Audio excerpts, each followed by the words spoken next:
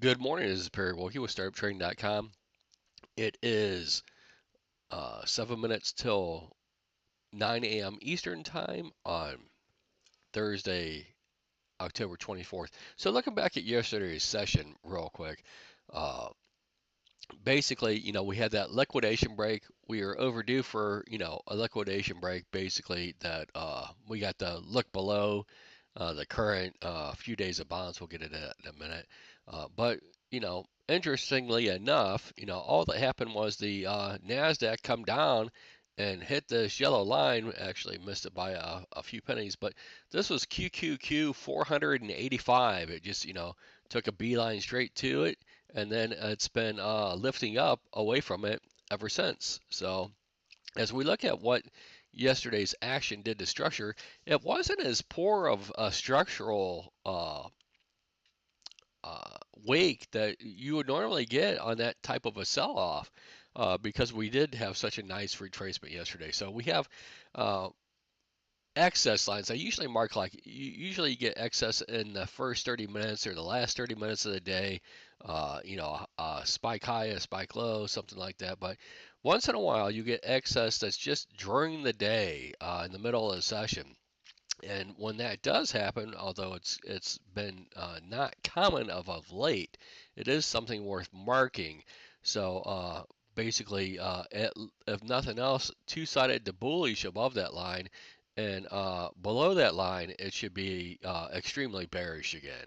Uh, and of course, you'll just want to wait for confirmations before you just pivot right on that uh, thing. But basically, taking out these excess lows should be, there's potential for a bid in these excess lows or just under them once again. But you should be prepared or think that, if you're someone who likes to, you know, bottom fish, that it might not work out, right? So that this is something that's you got to do, small risk to reward, very small risk to massive reward, and you might have to try it two or three times, which cannot be good for the balance, or wait on it to respond and get back up above that line, and then you're more on for looking for continuation if you get another retest down there. But anyways, this is the line in the sand for all four of these indexes. Um, I always say when all four of the indexes act the same, it's a lot easier for us day traders to make money because there's not as much shenanigans going on in the markets.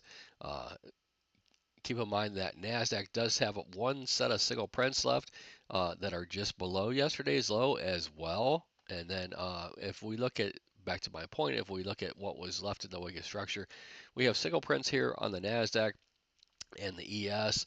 And then we have several different splits. We have a split on the ES. We have two different splits in the Dow that we can use as reference today. Looking at news, we had unemployment claims this morning. I'm not sure, how that come out because it's just such a poor data set to start with, anyways, unless, it's just really outsized. The revisions are so bad, the way that they calculate them so bad, that this is one thing that you could almost just throw away altogether because it is such a poor data set. Uh, but looking at, nonetheless, it is an algo frenzy feeder usually, at least on a micro level. We're going to have flash PMI and manufacturing services PMI at 9:45. We're going to have new home sales at 10. Nat gas at 10:30, and really nothing going on. Overnight, if you haven't heard it, or maybe I missed it, it was before that, but North Korea has now joined Russia in their fight. So this little fire that we've let brew over there because Russia, someone should have assassinated Putin a long time ago, but no one had the stones to do it. Instead of going over there and giving military support, now we got North Korea involved, and this should only escalate matters uh, for not good things going forward. Uh, so looking at the point of control from yesterday, it's 58.37 half, and then looking at the day before, it's uh, 58.92 half. So if we're going to get kind of in a choppy, back and forth, we have to assume that this is potentially the top and the bottom of, what we're going to trade right now. Uh, Getting back through that and making traction above it, whether it's today, tomorrow, Monday, Tuesday, next week, whatever, that should give you just a go, meaning that we had this look below balance and fail, and I would say basically holding uh, above 58, let's call it 55, 58, 60, or if you even look at these lows like the low from Monday, right around 58.67 or something, 58.66.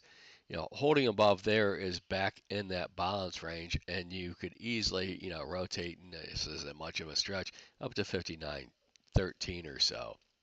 Looking at where we're at. And what I'm going to be watching for the NASDAQ is just, this is the balance that we fell out of was just basically at 20,251.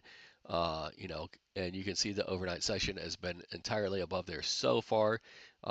Going below there and getting a couple 30-minute bars below there gives us that, ride down that'll probably end up printing near anywhere from 20,020 to 19,864, right around there. But right now we've had a look below and fail for the ES and for the NASDAQ, both of these indexes.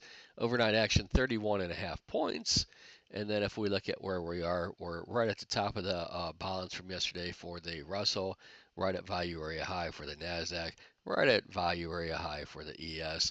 And then you got the loser, which is a Dow, treading water under this split distribution at 42,747.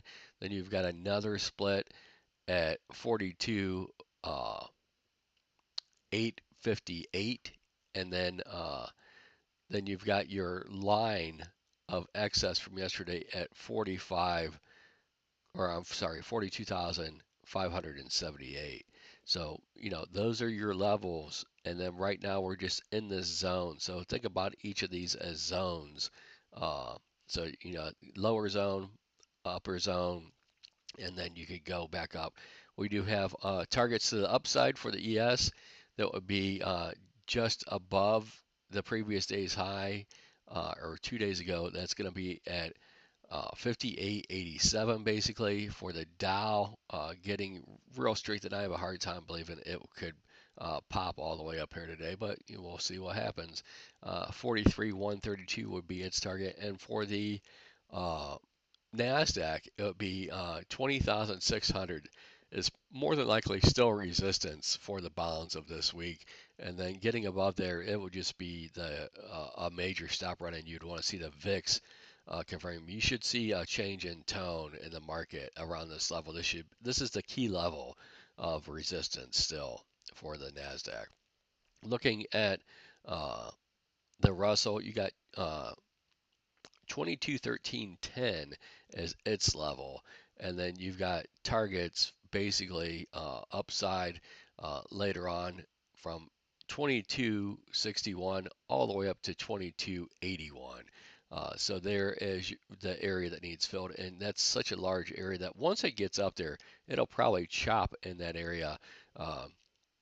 And then if it doesn't, if it goes above those levels, you just need to be done, because it's probably going to consolidate up there in a haphazard manner and not get any continuation, then just fall after that, either that's later that session or the next session. So I hope this helps. Uh, we are two-sided, at least two-sided to bullish, as long as we're holding above these single prints in the ES and the NASDAQ. Getting below this first split in the ES at 58.46 would be a little two-sided to bearish potentially, down into this excess which would be that 58.11 basically, going below it, uh, you should really not be taking any longs. You can just sit on your hands if you want to take longs down there, uh, and then just wait till it pops back above if you want to go long, and then look for the next entry. I hope this helps you guys have a great day, and we will talk to you tomorrow.